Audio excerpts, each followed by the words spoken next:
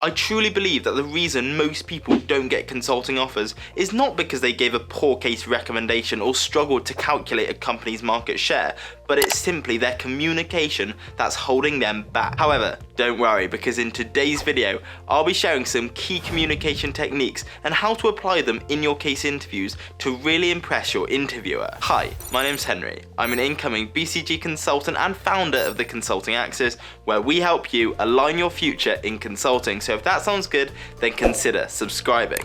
But for now, let's get right into the video. So tip number 1, first impressions are vital. The old saying that you never get a second chance at a first impression holds very true here, because if your interviewer has doubts in those first 5 seconds, then that will be subconsciously playing in their mind throughout the interview. So as soon as you go into that room, smile and be friendly. A simple, pleasant 10-second exchange where you might ask them how they are, for example, will go a surprisingly long way. And I know that going into your interview and first meeting your interviewer can be a really stressful thing, but you've got to find your own way of coping with that. Just don't put any pressure on yourself and just try to enjoy the experience. So tip number 2 is to radiate curiosity. Consultants need to be curious, because otherwise, how will they ever find innovative, unique solutions to their clients' difficult problems? And therefore, candidates that can show intrigue in consulting, in the company and the case they're currently doing, will stand a far better chance of getting into a top-tier consulting firm. But how do you actually radiate curiosity? Well, you can actually just tell them. So for example, when your interviewer explains the case to you and you truly find it interesting, then you can say something like, okay, sounds like a really interesting case actually.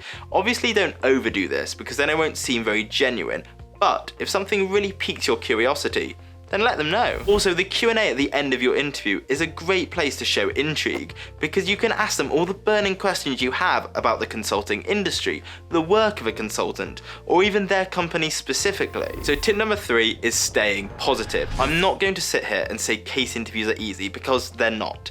So staying positive when you make an error in the maths or you're struggling to answer one of their questions is really important. And don't get me wrong, they're not trying to trip you up with difficult questions, but if you do get frustrated and you do get stressed, then they would be concerned, because those qualities are the complete opposite of a successful consultant. So when something goes wrong, just try and stay calm. Treat it more as a learning opportunity that you want to rectify, and remember, they do not expect you to be perfect. Now tip number 4 is find a connection.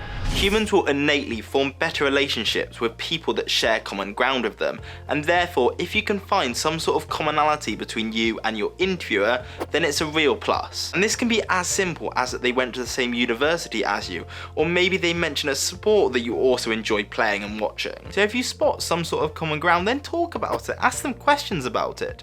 This will really help you build a good relationship with your interviewer. However, if you never find a connection, then don't worry about it. It is definitely not the end of the world. You can still form a very good relationship without one, but it can help. So my final communication tip is humble confidence. Firstly, being confident is something they really want to see, because being assured in yourself and your ideas is a really important quality in a difficult business world. So try not to waffle and use phrases like "I'm not too sure" that often. You need to have the confidence to be able to ask your interviewer questions and also know when you want to move on from parts of the case. However, on the flip side, overconfidence is something they definitely don't want to see, so you need to be humble. Most likely you are not an expert in consulting, but your interviewer is. So you can occasionally ask them what they think of a certain idea, and whenever they give you advice or feedback, make sure you are fully engaged and you really soak up everything they are saying. So I really hope this video helps. If you've got any questions, then let me know in the comments, but for now I wish you all the very best of luck with your consulting case interviews.